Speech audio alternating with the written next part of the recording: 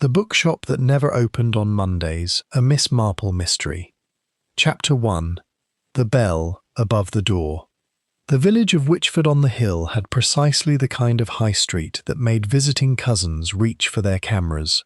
There was the post office with its faded red signage, the baker whose loaves were always sold out by 9:30, the chemist with jars of coloured water in the window, and, occupying the old stone premises between the ironmonger and the tea-rooms, Hartwell's Books. The bookshop had been there for 11 years. It had been started by one Mr. Aubrey Hartwell, a tall, beak-nosed man of 53 with wire spectacles and an impressive capacity for silence. He was the sort of shopkeeper who could stand behind a counter for 3 hours without speaking, and customers had come to regard this as either deeply comfortable or faintly unnerving, depending on their own natures. Hartwell's Books was open Tuesday through Saturday, 10 until 5. On Sundays, the village expected it to be shut. That was natural enough. But on Mondays, the door bore no sign, no explanation, and yet it was never open. It had never been open on a Monday in 11 years. Nobody quite knew why, and nobody had ever asked directly, because in Witchford-on-the-Hill there was a general understanding that one did not ask Aubrey Hartwell direct questions. One simply received what he chose to offer and nothing more.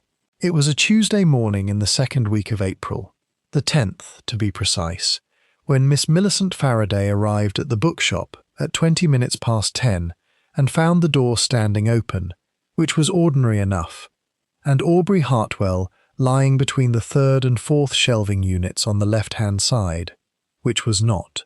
Miss Faraday was 61, a retired schoolteacher, and she had the particular constitution of a person who has spent decades managing the chaos of 30 children at once. She did not scream.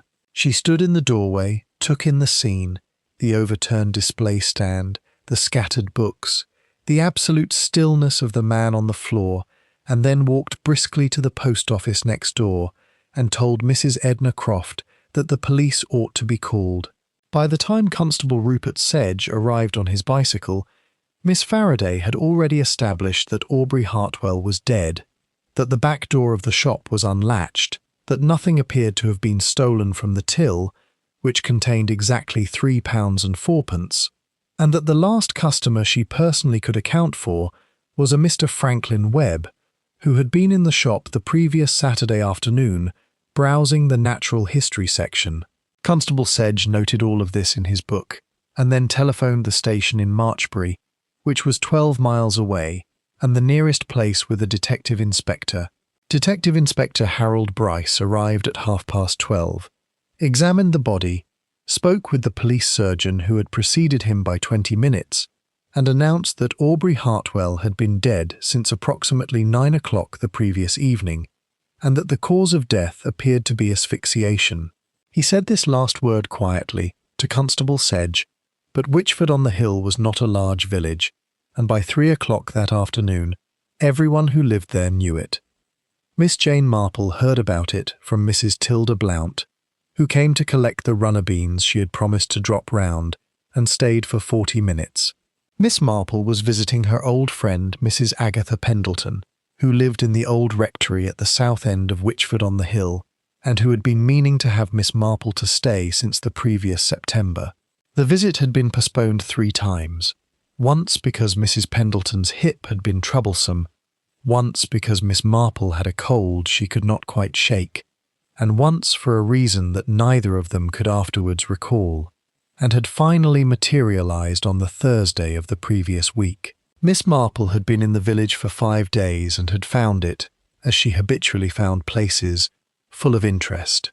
She sat now in Mrs. Pendleton's drawing-room, which had high ceilings and slightly too much furniture, and a view onto the garden where the daffodils were making a fine show, and listened to Mrs. Blount with the mild, attentive expression she often wore. It was the sort of expression that made people feel thoroughly heard without giving them any particular sense of being assessed, which was precisely its value.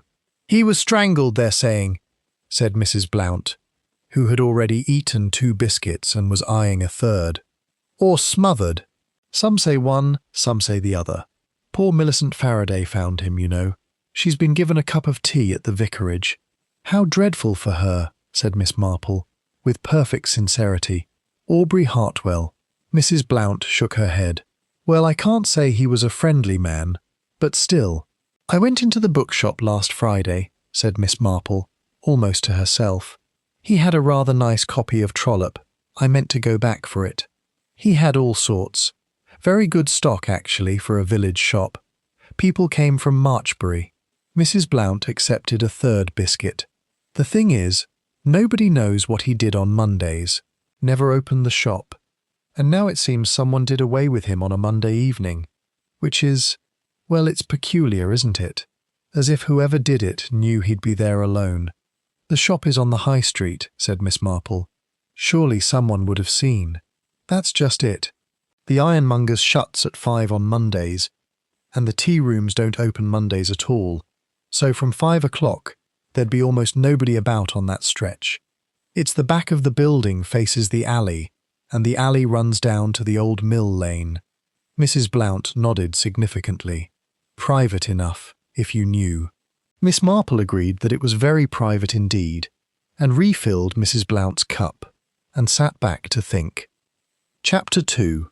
What the village knew about Aubrey Hartwell. The village, as Mrs. Pendleton explained over dinner that evening, knew both too much and too little about Aubrey Hartwell. They knew he had come to Witchford-on-the-Hill 11 years ago, in the spring of 1941, when the war was on and the village had enough to occupy its attention. He had purchased the stone premises on the high street and set up his bookshop, and within 6 months had established himself as a fixture. He was useful. He could obtain books that weren't easily come by. He kept a tidy stock, and he was available for the occasional expert opinion on a volume's provenance or value. He lived above the shop. He had no family that anyone had ever seen.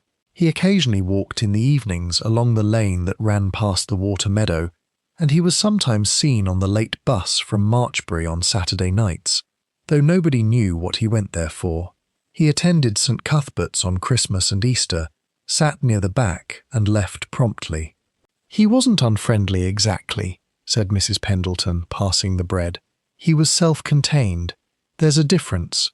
My husband used to say that Aubrey Hartwell had the air of a man keeping an appointment with himself. Did your husband know him well? Better than most, I think. They used to play chess, Thursday evenings, at the King's Head. After Arthur died, I believe Hartwell played with Franklin Webb for a while. Franklin Webb, said Miss Marple. That name has been mentioned. He was in the bookshop on Saturday. Yes, Franklin's been in the village about 4 years. He's a journalist, retired, he says, though he still seems to be writing things. Lives in that converted place on Church Lane. Very personable, rather too personable sometimes. Mrs. Pendleton considered. He and Aubrey had an odd sort of friendship. I always felt there was something understood between them, but I couldn't say what. And who else was close to Mr. Hartwell? Mrs. Pendleton thought for a moment. There's Vera Crosland. She works in the tea rooms, has done for years, and she used to bring Aubrey his lunch on Tuesdays when the tea rooms were slow. I always thought she was sweet on him, to tell you the truth, but nothing seemed to come of it. And there's young Thomas Gale. He's 22, works part-time in the bookshop on Thursdays and Saturdays, studies at the Technical College in Marchbury the rest of the time. Aubrey took him on 2 years ago and always spoke well of him. Anyone who might have wished him harm. Mrs. Pendleton set down her fork. There was a business with a solicitor about 3 years ago. A man named Clement Dray came to the village and had several conversations with Aubrey that didn't look pleasant. I don't know what it was about. Hartwell never said, and nobody liked to ask. She paused. And then there's the matter of the Frome collection. Miss Marple looked up. It was in the papers. The local papers, not the nationals.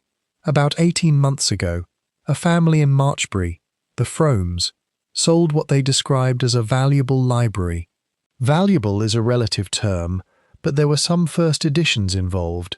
The sale went through a dealer in London, but it was established afterward that an intermediary had been involved, and there was some suggestion, never proven, that certain books had been undervalued and then resold at a considerable profit. Aubrey's name was mentioned. Nothing came of it legally, but the Frome family were not pleased. Are they still in Marchbury? The eldest son is, Oliver Frome. He's about 30. He came into the village once or twice after that business, and had what looked like heated words with Aubrey. The last time was in February, I think. Miss Marple listened to all of this with the patient thoroughness of a woman who has spent a lifetime understanding that the past is never entirely past. It merely waits, in the manner of an unpaid debt, for a moment of reckoning. Chapter 3. The Shape of a Monday. Detective Inspector Bryce was a compact man with a methodical manner and a deep suspicion of what he called amateur involvement, which Miss Marple understood and did not resent. She had encountered such men before, and had found that the most effective approach was to ask questions so apparently simple that answering them felt like doing a kindness to an elderly lady rather than providing information to an investigator. She met him, quite by coincidence, at the post office on Wednesday morning, where she was collecting a postal order and he was making inquiries about the previous evening's deliveries. "Dreadful business," said Miss Marple, with a small shake of her head. "Very," said Bryce, who was waiting for the postal clerk to locate a record. "I was in the bookshop myself last Friday," said Miss Marple. "Such a nice establishment. He had a very good arrangement of the shelving. I always think you can tell a great deal about a person from how they organize their books." Bryce glanced at her. "Quite so, I suppose," said Miss Marple, with the mild hesitancy of someone merely thinking aloud, "that he was killed in the evening.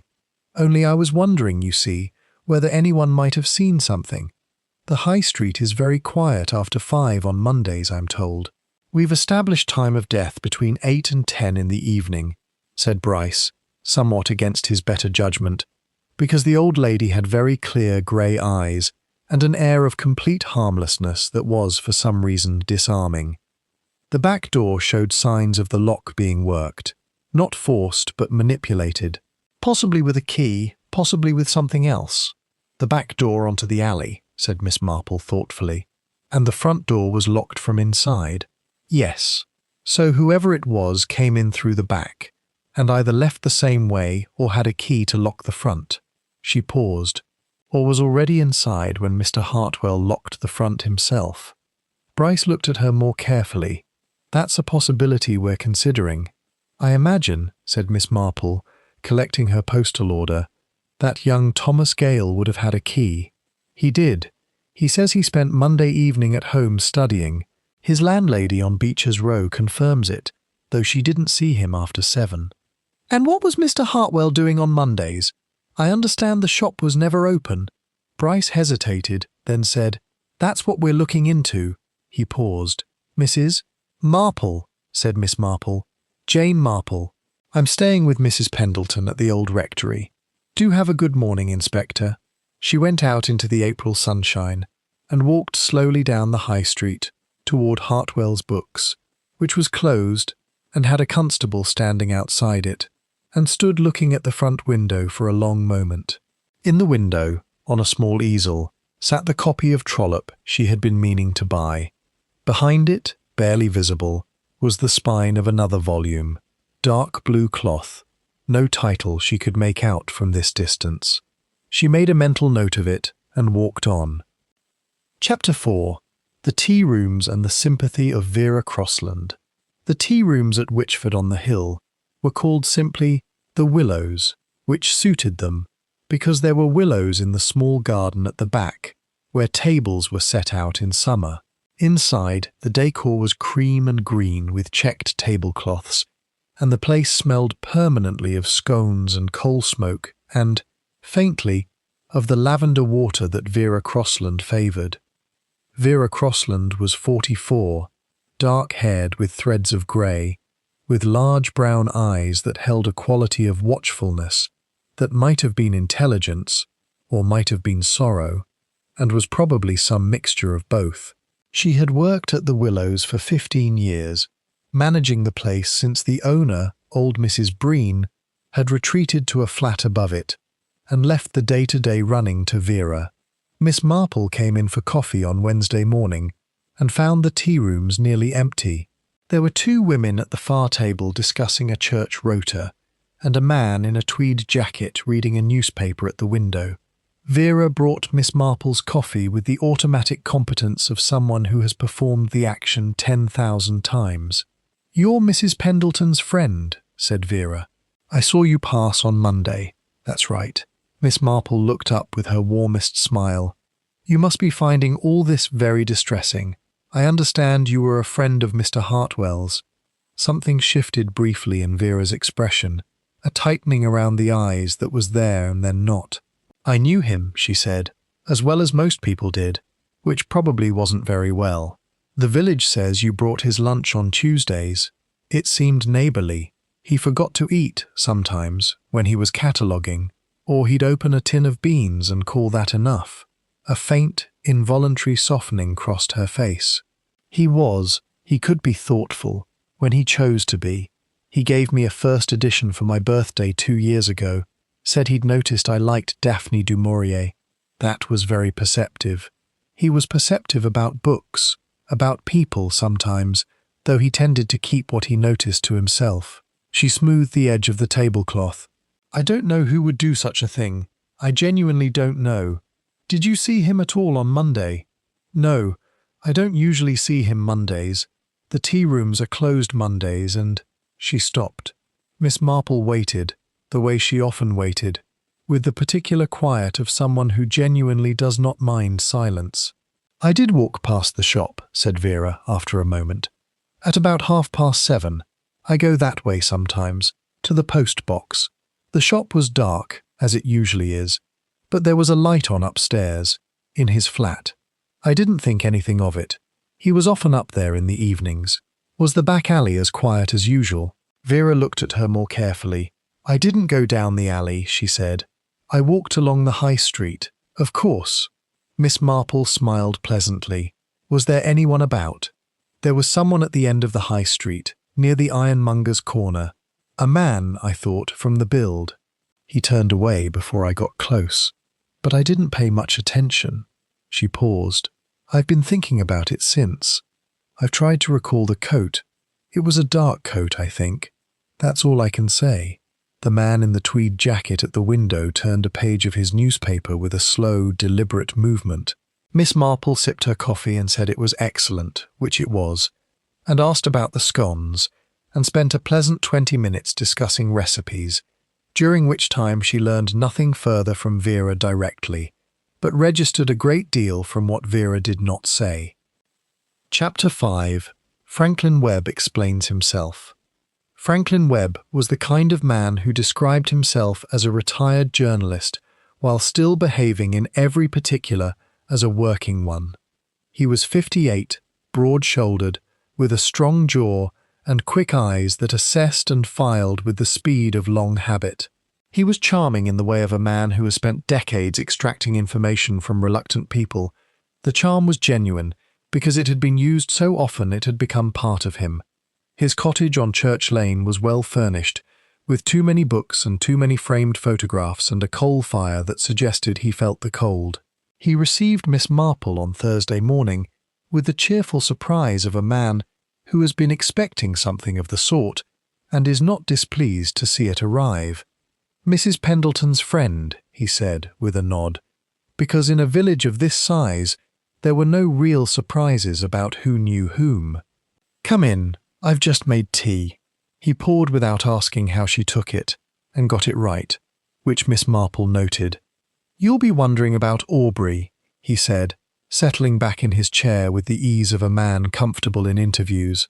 "I'm wondering about a great many things," said Miss Marple. "I'm an old woman who likes to understand places. It helps me feel settled." "And you find Witchford unsettling?"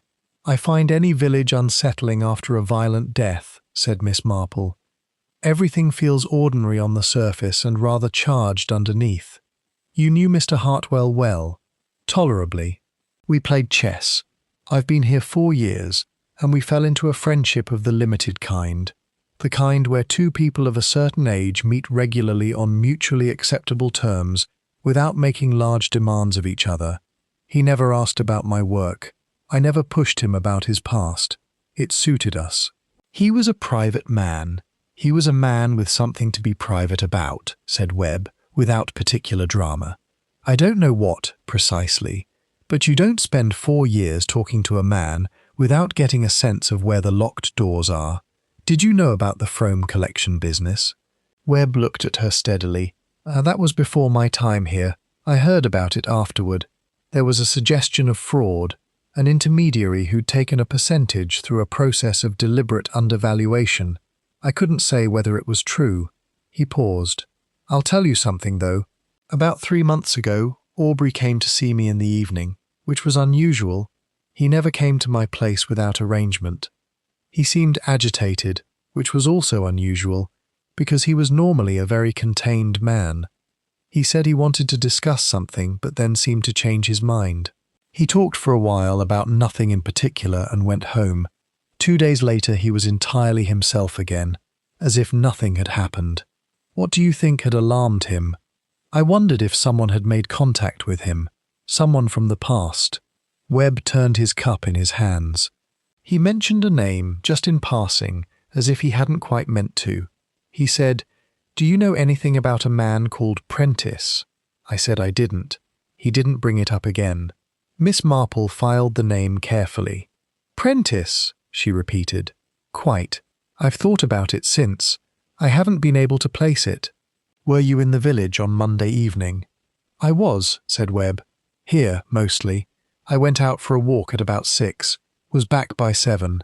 I've told the inspector this." "Of course," Miss Marple smiled. "Lovely cottage, this. You've made it very comfortable." "I intended to stay," said Webb simply. "When I came here 4 years ago, I thought it would be temporary. It wasn't." Walking back down Church Lane, Miss Marple thought about locked doors, and the names people mention just in passing, and the particular agitation of a careful man who has suddenly remembered something he thought he had escaped. Chapter 6. Thomas Gale and the Catalogue. Thomas Gale was 22, and had the slightly unfinished quality of young men who have not yet decided what shape to take. He had a thin face, sandy hair, and the particular earnest seriousness of someone who reads seriously and has not yet learned to wear it lightly. He was sitting in the public bar of the King's Head on Thursday evening when Miss Marple happened to stop in for a half of cider, which she was rather fond of, and which no one at St. Mary Mead ever knew about. She sat at the adjacent table and knitted, and listened. Thomas Gale was talking to the barman, a solid man named Doris Fentham's husband. His name was Jack. And he was talking with the tumbling overflow of a young person who has been keeping things in for several days, and has finally found a partially safe outlet. He was going to expand the catalogue, Thomas was saying. A proper printed thing, specialist editions, the lot. He'd been working on it for 2 months. He showed me the draft. He wrapped both hands round his glass. Nobody knew that. People think he just pottered about selling village paperbacks. He had contacts in London, proper dealers. He knew things about books that most people don't learn in a lifetime. Did he have trouble with anyone? Recently. There was a man who came in February. Came in twice, actually. Dark suit, silver hair, very smooth. He and Aubrey had a conversation at the back of the shop that I wasn't meant to hear. I was in the stockroom. Thomas hesitated. They were talking about money, about what was owed. The man said, "This isn't finished," and Aubrey said, "I consider it finished," and the man left. Did Aubrey say who he was? Just that he was an old business associate and not to worry about it. Thomas stared at the table. I should have pushed him. I should have asked properly. Miss Marple set down her knitting, just slightly, then picked it up again. On Friday morning, she returned to the High Street under the pretext of visiting the chemist, and as she passed Hartwell's books, she noticed that the police constable was no longer outside. The notice in the window announced that the shop remained closed pending investigation, but the front door was, in the slightly relaxed manner of a building no longer under active guard, ajar by perhaps an inch. Miss Marple did not go in. She was not that sort of woman. But she stood on the pavement and looked at the window, and this time she could make out the spine of the dark blue volume behind the trollop. It was a ledger, a large, cloth-bound ledger of the sort used for accounts. She went home and knitted for 2 hours, and was very quiet at dinner, which Mrs. Pendleton, who had known her for 30 years, understood to mean that she was thinking rather hard about something. Chapter 7. The Name on the Label. Inspector Bryce returned to Witchford-on-the-Hill on Friday afternoon with a sergeant and the information, released by the police surgeon's formal report, that Aubrey Hartwell had been asphyxiated by sustained pressure, manual strangulation to be precise, and that given the marks and the angle of force, the killer had very likely been standing behind him. The victim had not struggled greatly, which suggested either that he had known the person or that the act had been rapid and overwhelming. This information, as information in small villages tends to, reached Miss Marple by early evening through the medium of Mrs. Blount, who had a cousin whose husband's nephew was a constable in the Marchbury station. "Manual strangulation," said Mrs. Blount, with the gravity that dramatic information demands. "Standing behind him, which suggests someone he trusted, doesn't it? He turned his back on them. Or someone who surprised him," said Miss Marple, "though in a small shop, with a bell above the door." "The bell?" said Mrs. Blount with sudden recall. "Yes, there is a bell. A little brass one. Millicent Faraday mentioned it. She said it didn't ring when she came in on Tuesday morning, which struck her as odd, because it always rang before." "It didn't ring," said Miss Marple softly. She assumed the spring had worked loose. She didn't think more of it. After Mrs. Blount left, Miss Marple sat in the drawing-room with her knitting in her lap, and did not knit. The bell had not rung, which meant one of two things. The spring had indeed worked loose of its own accord, or someone had interfered with it. If someone had interfered with it, it suggested premeditation. Someone who knew the shop, who knew the bell, who had been in a position to disable it before committing the act. Someone who was already there, or who came first and prepared. She thought about Thomas Gale's description of the man who had come in February. Silver-haired, smooth, talking about what was owed. She thought about the name Prentice, which Franklin Webb had mentioned. She thought about the Frome collection, and Oliver Frome's heated visits to the shop. She thought about Vera Crossland, walking past the shop at 7:30 and seeing a light in the upstairs flat, but not seeing Aubrey Hartwell at all, because if he had been killed between 8 and 10, he had still been alive at 7:30. And she thought about the ledger in the window. On Saturday morning, Miss Marple went to Hartwell's books. The constable had been posted again, a different one, young, with an apologetic manner. She explained, with considerable persuasive gentleness, that she had ordered a book that she wished to confirm had been set aside for her, and was there any chance of simply looking in the window?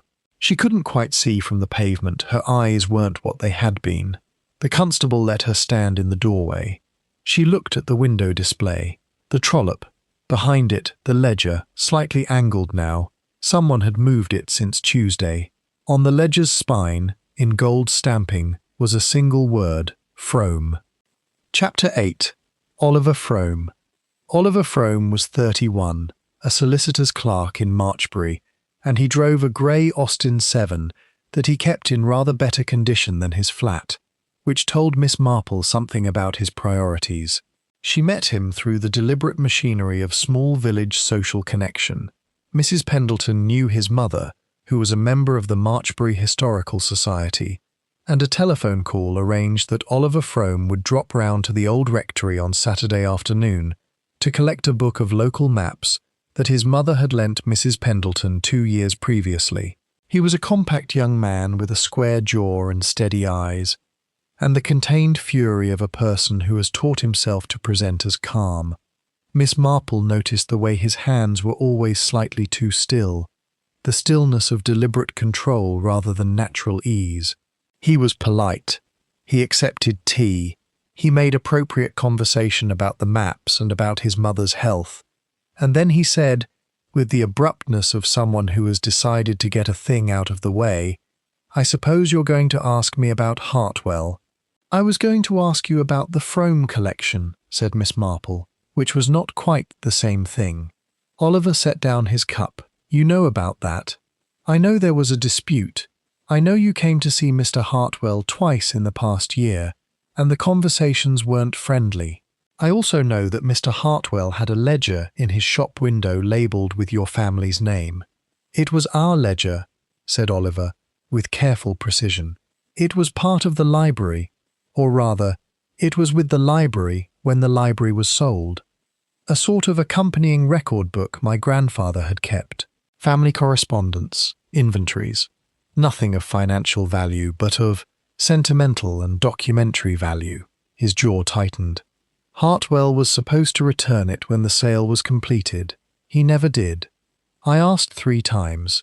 He said it was part of the collection and had been sold with it. I said it hadn't. It went back and forth." He looked out the window. "When I heard he was dead, my first thought, I'll be honest, was that I might finally get it back." "And your second thought?" A pause. "That someone had done what I'd occasionally considered doing." He looked at Miss Marple directly. "I didn't kill him. I was in Marchbury on Monday evening. I had dinner with colleagues at a restaurant there until 9 o'clock, and then went home. 5 witnesses. I wasn't suggesting you did," said Miss Marple placidly. "I was wondering what was in the ledger." Oliver was quiet for a moment. "Letters," he said, at last. "Letters that my grandfather wrote to business associates over many years. Some of them, and this is what makes it complicated, some of them involved financial arrangements that are better not in the public record. Old arrangements, from the 1920s and 30s. Nothing illegal by the standards of the time, but embarrassing. The sort of thing that gets into print and becomes a story." He looked at her steadily. "Hartwell knew what was in it. I think that's why he kept it." "He was using it," said Miss Marple. "Not a question." "He was using the threat of it," said Oliver quietly. "He hadn't asked for anything yet, but I knew it was there, and he knew I knew." Miss Marple poured more tea and said nothing for a long moment. Then, "This man Prentice, does that name mean anything to you in connection with your family's affairs?" Oliver went very still, the deliberate stillness she had already noted, but more so. "Where did you hear that name?" "Here and there," said Miss Marple.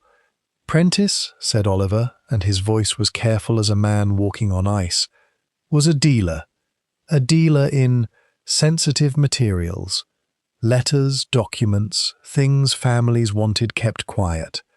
He worked with Hartwell, years ago, before Hartwell came here.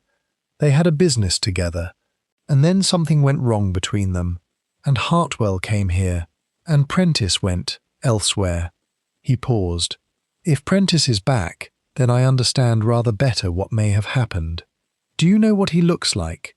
"Silver hair," said Oliver. "Expensive suit. Very smooth manner."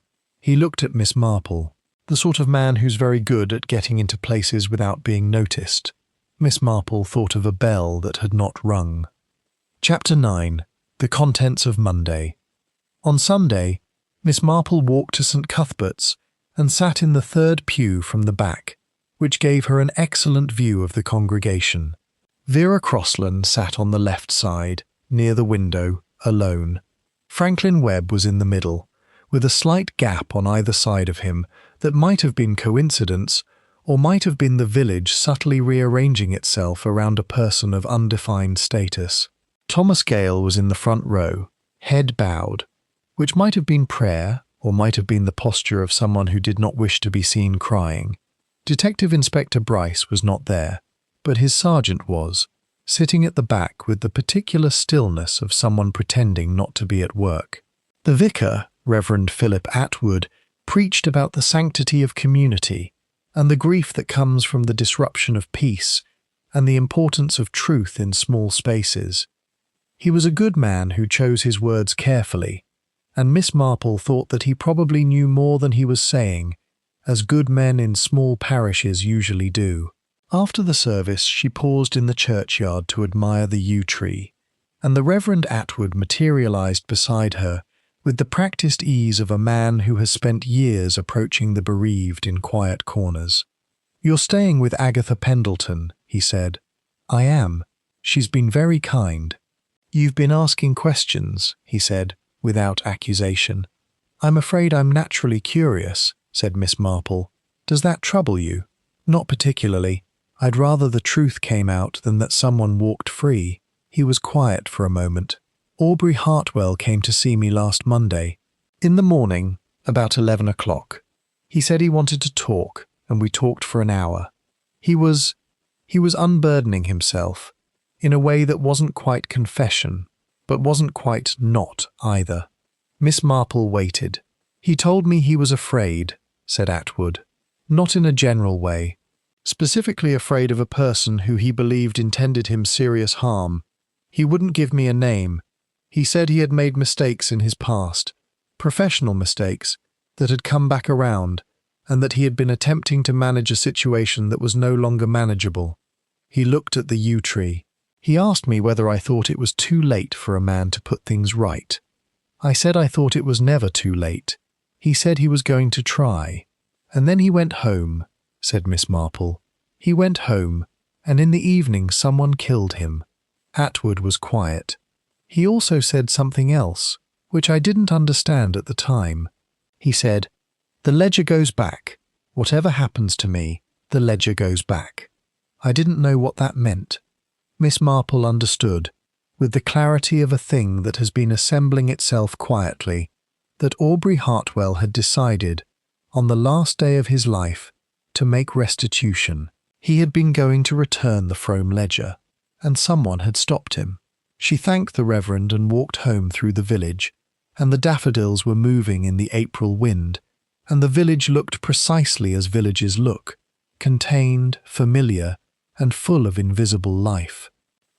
Chapter 10. A second visit to the Willows. On Monday morning, 1 week exactly after the murder, Miss Marple returned to the Willows at a time she had calculated with some care, 10:45, when the morning rush of coffees was over, and the preparation for the lunch trade had not yet made demands on the staff. She had chosen this morning because she had thought a great deal over Sunday afternoon and Sunday evening, and she had arrived at something that she needed to test. Vera Crosland was wiping down the counter when Miss Marple came in. She looked up with the faint wariness of someone who has learned, over the past week, to read the approach of people who want to talk about Aubrey Hartwell. "Just coffee again," said Miss Marple, "and I wonder if you might sit for a moment. I'd value your company." Vera sat, with the slightly watchful compliance of someone who is not entirely comfortable but has decided to be gracious about it. Miss Marple thanked her for the coffee and admired the tablecloth, and then said, with the same mild conversational tone she used for everything, "I wonder if you knew a man named Prentice." The response was not what she had expected. She had anticipated discomfort or denial, or the careful blankness of someone choosing their words. Instead, Vera Crosland looked at her with an expression that was, Miss Marple thought, closer to grief than to anything else. "Did Aubrey tell you?" Vera asked. "Aubrey didn't tell me anything," said Miss Marple. "He's dead. I know he's dead." Vera's voice was level, but her hands, folded on the table, pressed together briefly. "I knew Robert Prentice before I came here. Before Witchford, I knew him and Aubrey both, in a different life." She was quiet for a moment, and Miss Marple did not fill the silence. "I was 28, said Vera, at last. "I was working in London, in an auction house, not as anything important, just as an administrator. Prentice and Hartwell had a small firm. They dealt in documents, letters, manuscripts, private papers. They acquired things and found buyers." She paused. Some of what they acquired was legitimate. Some of it was not. Papers that had been removed from estates without the family's knowledge. Documents that had been stolen, essentially, and dressed up as legitimate purchases. Her expression was steady but effortful. "I typed letters. I filed things. I didn't know for a long time what was really happening. When I did know, I left. I came here, where my aunt had left me a small amount, and I got this job, and I built a life. Did Prentice know where you were? I thought not. But I began to wonder. About 2 years ago, things felt different. I felt as though someone might know. She met Miss Marple's eyes. I spoke to Aubrey about it. He told me Prentice was in prison. Fraud charges, an entirely separate matter, from 1947. He said he was sure we were both safe. He was wrong, said Miss Marple. I don't know that. I don't know that Prentice. Someone came to the shop in February, said Miss Marple. Silver-haired, smooth-mannered, well-dressed. Thomas Gale heard him say, "This isn't finished." She looked at Vera calmly. "When did you last see Robert Prentice?" Vera was silent for a long moment. "February," she said, finally. "He came here. Not into the tea rooms. He telephoned. He said he wanted to meet me. I refused. I telephoned Aubrey that evening in a great panic, and Aubrey said he would manage it. He said Prentice had come to see him too, and that it was about the Frome ledger, that Prentice wanted it, and that he, Aubrey, was not going to give it to him. Why would Prentice want it? Because there are letters in it, said Vera. Old letters. From my grandfather, among others. Letters that, in the wrong hands, could be used. She looked down. Prentice collected those kinds of things. He always had. It was what the business was. Miss Marple sat with this for a moment. Then, but Mr. Hartwell decided to return the ledger to the Frome family, not give it to Prentice. Vera looked up quickly. How do you know that? He told the Reverend Atwood the morning he died. Miss Marple's voice was very gentle, which means that when he was killed that evening, it was almost certainly by someone who knew of his decision and found it. Threatening. Prentice, said Vera, barely audibly. Can you describe him more precisely? Any detail you can remember? Chapter 11. The Bell That Did Not Ring. Miss Marple walked to the police station, a small office behind the post office that served as the local constabulary's Witchford presence, and found, to her satisfaction, that Detective Inspector Bryce was there for the day, conducting further interviews. She was shown in, not without some visible reluctance on the part of the duty constable, and sat across from Bryce with the composed efficiency of someone who has decided that social niceties have had their allotted time and can now give way to practicality. I have some information, she said. I may also have an error to correct, or at least a question to refine. Bryce looked at her steadily. He had dealt with interfering members of the public before, and he had dealt with persons who, despite all expectation, actually had something useful to contribute. Miss Marple's appearance was entirely consistent with the former category, but something in her manner was beginning to suggest the latter. Go on, he said. The man you want to interview, the man who was seen visiting the bookshop in February and who was seen at the end of the High Street on the Monday evening of the murder, his name is Robert Prentice. He was previously in business with Mr. Hartwell. He served a prison sentence for fraud ending approximately in 1951. He wanted a specific item from Mr. Hartwell's possession, a ledger belonging to the Frome family, which contained documents that could be used for blackmail. Mr. Hartwell refused to give it to him.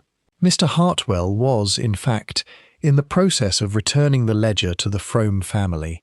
He was killed that Monday evening, and the ledger was moved. I believe Prentice moved it, or attempted to. It's still in the window, which suggests he was interrupted, or came back and found the police had secured the premises. Bryce was taking notes with more speed than his expression suggested. How do you know the ledger was moved? Because I saw it through the window on Tuesday morning, at a particular angle, and when I looked again on Saturday it had shifted. Someone went back for it and couldn't take it. The back door was found open, said Bryce, slowly.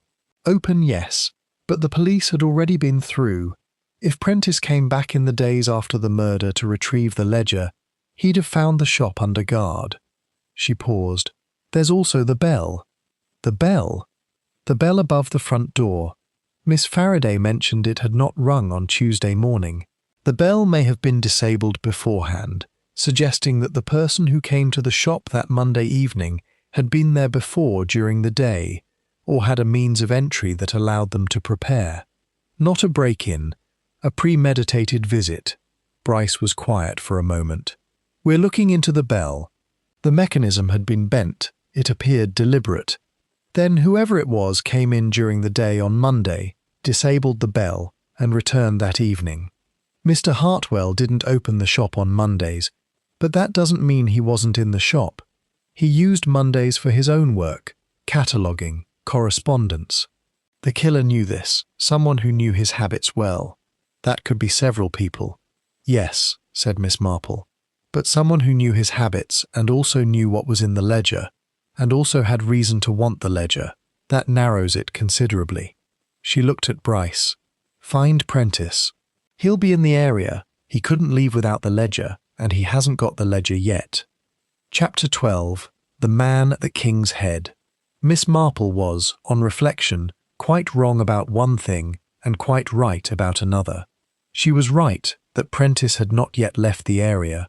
Detective Inspector Bryce, following the description provided by both Miss Marple and Vera Crossland, and cross-referenced with the records of a Robert Francis Prentice, who had indeed been released from Wormwood Scrubs in November 1951, made inquiries at the inns and guest houses within a 10-mile radius of Witchford, and found, at the King's Head in the village itself, a guest registered as R.F. Preston, who had checked in the previous Tuesday and was paid up until Friday.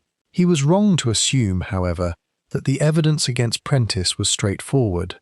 When Bryce brought him in for questioning on Monday afternoon, 1 week precisely after the murder, Prentice was cooperative to a degree that was itself slightly suspicious, which is to say he admitted everything except the one thing that mattered. He had been in the village, he had visited the shop in February, twice. He had argued with Hartwell about the ledger. He had returned to the village the week of the murder. He had arrived, in fact, on the Monday itself, taking a room at the King's Head at midday. He had gone to the bookshop late in the afternoon and spoken with Hartwell. They had argued again. Hartwell had told him the ledger was being returned to the Fromes and that no further communication between them was necessary. Prentice had left the shop at, he estimated, 5:30 in the evening. Hartwell was alive when he left. This last point, Hartwell alive at 5:30, killed between 8 and 10, was both Prentice's alibi and his problem. Because Prentice said he had then gone to the King's Head and had dinner there at 7, which the pub confirmed, and had been in the bar from 8 until well past 10, which several patrons confirmed. He had not killed Aubrey Hartwell. This information reached Miss Marple through Mrs. Blount, through the medium of the cousin's husband's nephew, by Tuesday morning, and she sat with it for a full hour before going in to breakfast. At breakfast she was unusually animated, which Mrs. Pendleton found mildly alarming, because she knew from long experience that when Miss Marple became animated, she had seen something that everyone else had missed. "Agatha," said Miss Marple, helping herself to marmalade, "when your husband played chess with Aubrey Hartwell on Thursdays, where did they play?" "At the King's Head," said Mrs. Pendleton. "Why? And after Arthur died, Franklin Webb took over the chess evenings." "I believe so. When did they start playing together?" "Oh, let me think. Franklin came here 4 years ago. I suppose they started fairly quickly. He was interested in the bookshop and went in quite often. They got talking." She paused. "Is this important?" "I'm not sure," said Miss Marple. "Tell me, did anyone ever mention to you that Franklin Webb, before he came here, had worked in publishing? He mentioned it himself, actually. He said he'd been a journalist, and then done some editing work for a London publisher. He left that too, eventually." Mrs. Pendleton looked at Miss Marple carefully. "Jane, what is it?" "I'm thinking about what kind of person would have known Aubrey Hartwell's Monday habits. Who would know the shop and the bell, and that he worked there on Mondays? Who would have had ample opportunity over 4 years to learn all of these things? Any close acquaintance would know. Yes, said Miss Marple, but also, what kind of person would have a reason connected to the Frome collection? Not directly, not like Oliver Frome, who had a family interest, but someone who knew about documents and what they were worth and who else might want them. She set down her toast. Franklin Webb, edited for a London publisher. I think if one looked into that publisher, one might find a connection to the trade in sensitive documents. A very old connection, older than Prentice, perhaps. Chapter 13. What 4 years can conceal Miss Marple did not, herself, go to confront Franklin Webb. That was not her method, and it was, in any case, not yet the moment. First, she asked Mrs. Pendleton a series of questions about Franklin Webb's routine that she phrased as an interest in the village's daily rhythms. Who did what on which days, the sort of clockwork of small-town life that she genuinely found interesting and could ask about with the innocent curiosity of a visitor. She learned that Webb walked on Monday evenings, a habit he had maintained since arriving in the village. He usually walked down the high street and out toward the water meadow, or so he had said, to people who had asked, returning by 9 or so. Second, she visited the King's Head and spoke with Jack Fentham behind the bar, who was, she discovered, a sensible man with an excellent memory. She asked him, in the course of apparently meandering conversation about the village's recent history, whether he could recall who had been in the pub on Monday the 7th. He remembered because it had been a slow night, and because Robert Prentice, he had known the man as Preston, had come in and stayed very late and been poor company, and because earlier in the evening, before Prentice arrived, there had been a brief appearance from Franklin Webb, who had popped in at about 6 and said he was going for a walk and might stop in later, but had not returned. He had not returned, which meant that whatever Webb had told the police about his movements on Monday evening, that he had been home by 7, was not quite true. Third, she went to the post office and, in conversation with Edna Croft, mentioned the name of the London publisher Franklin Webb had worked for. Mrs. Croft's husband had a connection to the book trade, in the general way of retired commerce, and she knew the name. She said, with the helpful vagueness of a person who has heard something without attending to it carefully, that she thought it had been involved in some sort of court case years back. Something about misappropriated material. Miss Marple thanked her and walked home. She had, by now, a picture that was largely assembled. What she lacked was a single piece, the decisive link that placed Franklin Webb inside Hartwell's books that Monday evening. She had motive. Webb had, it seemed probable, some connection to the London trade in sensitive documents, a connection that might go back further than his friendship with Hartwell, that might in fact be the reason he had come to Witchford in the first place. The Frome ledger represented something he wanted and something he feared. If Hartwell returned it to the Frome family, there was a risk that certain of its contents would become known, and that certain old connections would surface. Hartwell, in his decision to make restitution, had become a danger. She had opportunity. Webb's alibi, home by 7, was, based on what Fentham had told her, a fabrication. What she needed was confirmation, or better, a confession. And she had learned over many years that confessions come most readily when a person believes you already know more than you do.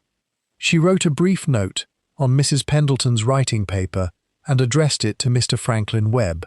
Dear Mr. Webb, I have been thinking about our conversation and about the name Prentice. I wonder if you might call on me at the old rectory tomorrow morning. I think there is something you and I ought to discuss before I speak further with Inspector Bryce. Yours sincerely, Jane Marple. She posted it that afternoon. Chapter 14. The Weight of What is Owed. He came the next morning at 10:30. Mrs. Pendleton had been asked, in the most natural way in the world, to take the car into Marchbury to collect a prescription, which would occupy her for at least 2 hours, and the daily help was not due until noon. Franklin Webb sat in the drawing-room with its high ceilings and its view of the daffodils and its slightly too much furniture, And he looked at Miss Marple across the coffee table with the expression of a man who has arrived having made a decision, but is not entirely at peace with it. "You've put it together," he said. "It was not quite a question." "A good deal of it," said Miss Marple. "I'd value your help with the rest." He was quiet for a moment. Outside, a wood pigeon made its inquiring sound in the garden. "I came to Witchford because of Aubrey," he said at last. "Not by coincidence, by design. We had worked together, years ago. Not the same arrangement as with Prentice, different. I was the end of the chain. I worked for a publisher, and certain materials that came through to us were, I now understand better than I did then, not legitimately obtained. At the time he paused. At the time I told myself I didn't know. That's the comfortable version. The truthful version is that I suspected and chose not to investigate. And the Frome collection? The Frome letters, some of them, had passed through the publisher. I had handled them personally. I thought they were legitimate acquisitions. When the Frome affair blew up in the papers 18 months ago, I realized that I had been part of it, and that Aubrey had the ledger, and that the ledger contained correspondence that could, if examined carefully, be traced to the publisher and to me. "So you came to Witchford 4 years ago to keep an eye on it," said Webb, "to be close, to understand what Aubrey intended, and, yes, I admit it, to maintain a relationship with him that gave me some influence." He looked at his hands. Aubrey knew this. He was not stupid. I believe he found it somewhat amusing, in his way. He used to make small comments, oblique references, that told me he understood my position perfectly. And then he decided to return the ledger. He told me on Sunday, the Sunday before his death. He came round in the evening, which was unusual, as I told you, but this time he had a purpose. He told me what he intended to do. He said he'd spoken to the Reverend and that he'd made up his mind. He was very calm about it. Webb's voice had dropped. I lost my temper. I told him he couldn't, that there were people whose livelihoods, whose reputations, and he said that was precisely the point, that the ledger had been used to compromise people for long enough, that he was tired. Webb's jaw tightened. He asked me whether I would be willing to face what I'd done, if it came to it. I didn't answer him.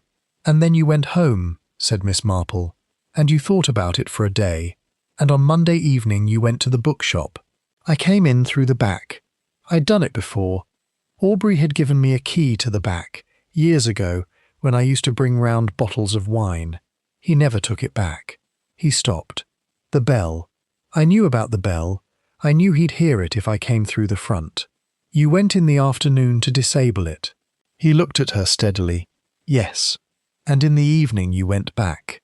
"I went to talk to him," said Webb, and his voice was quite steady, but there was something underneath it, something held in place by considerable effort. "I went to try once more. He was at the back of the shop, going through the stock. He had the ledger on the counter. I asked him, one final time, to think about what he was proposing. He stopped. Miss Marple waited. "He turned away from me," said Webb, very quietly. "He turned away and said he was sorry, but the decision was made, and he would appreciate it if I left. And he put both hands flat on his knees. I don't know precisely what happened, in the sense that it was not a planned thing. It was a moment, a very bad moment." He looked up at Miss Marple, and what was in his face was beyond calculation, past the reach of self-preservation. I had my hands around his neck before I knew I'd moved, and it was very quick, and then it wasn't reversible. The wood pigeon had gone quiet. The daffodils moved in the garden. "He had decided to do the right thing," said Miss Marple, after a moment. Her voice was not harsh. It was the voice of someone who has seen a great many things and finds, still, that she is not inured to them. "And you killed him for it." "Yes," said Franklin Webb. "You came back afterward for the ledger. The next day. The police were already at the shop. I couldn't get it. He was very still. I don't suppose it matters now." "It matters to the Fromes," said Miss Marple, "and to Vera Crosland, who built a life here and deserves to have the past left in the past, and to Thomas Gale, who admired Aubrey Hartwell and is trying to understand how a decent man could come to a violent end. She paused. And to Aubrey Hartwell himself, who spent the last day of his life trying to put things right. Webb looked at the view through the window for a long time. "Are you going to telephone the inspector?" "I think," said Miss Marple, "that you should do it yourself. It would be better, I think." He looked at her. Something in his expression shifted. Not relief exactly, but something adjacent to it. The exhaustion of a person who has been carrying something very heavy and has finally been given permission to set it down. He picked up the telephone from the desk. Miss Marple sat quietly in her chair, knitting, which she had not put down during the entire conversation. Chapter 15. The Ledger Goes Back. Detective Inspector Bryce arrested Franklin Webb at the old rectory at 11:15, having arrived within 20 minutes of Webb's telephone call, and having listened on arrival to a brief, accurate, and remarkably composed summary from Miss Marple, which he accepted with the particular dignity of a man who has been overtaken by events and chooses to receive the fact with good grace. He was, she thought, a fundamentally decent man. He shook her hand before he left, which she found touching. The Frome ledger was recovered from Hartwell's books as part of the formal inventory conducted in the aftermath of Webb's arrest, and following a brief legal process involving the estate of the late Aubrey Hartwell, who had died without a will, which caused some administrative complications, it was returned to Oliver Frome in June, 3 months after the murder. Oliver came himself to collect it, driving the grey Austin 7, and he stopped at the Willows for tea on his way back to Marchbury, because he felt, he said, that it was the right thing to do. Vera Crossland made him a pot of tea and a plate of shortbread, and they talked for an hour about things that had nothing to do with ledgers or blackmail or the particular weight of the past. When he left, he shook her hand and said, "I think Aubrey, at the end, was trying to do the right thing." Vera said she thought so too. Thomas Gale applied for a small business loan and a tenancy on the Bookshop premises in May. He opened the shop again in July under the name Hartwell's Books, unchanged, because he thought it would be wrong to rename it, and because he had spoken with Mrs. Pendleton about what she thought, and she had agreed with him. He kept the bell above the door. He had it repaired by the ironmonger and rehung, and it rang every time someone came in, and he found, in the first few weeks, that the sound was one of the most reassuring things he had ever heard. He opened on Tuesdays through Saturdays. He did not open on Mondays. He had thought about it, and had decided that some things were worth keeping, even when you didn't know the reason. Chapter 16. Miss Marple Considers Human Nature. Miss Marple stayed at the old rectory until the last Saturday in April, which was longer than she had planned, and which Mrs. Pendleton declared to be entirely insufficient. On her last full day she sat in the garden in the afternoon, where the daffodils had faded and given way to the first tulips, and Mrs. Pendleton sat with her knitting, and they were comfortable in the way of people who have been friends for a very long time. "Do you think he planned it?" asked Mrs. Pendleton. "Franklin, do you think he went there that evening intending to kill Aubrey?" "I think," said Miss Marple, considering, "that he went there intending to prevent Aubrey from doing what Aubrey intended to do. Whether the prevention he had in mind was the one that occurred, I'm not certain he knew himself." She pulled a length of wool. "That is often the way.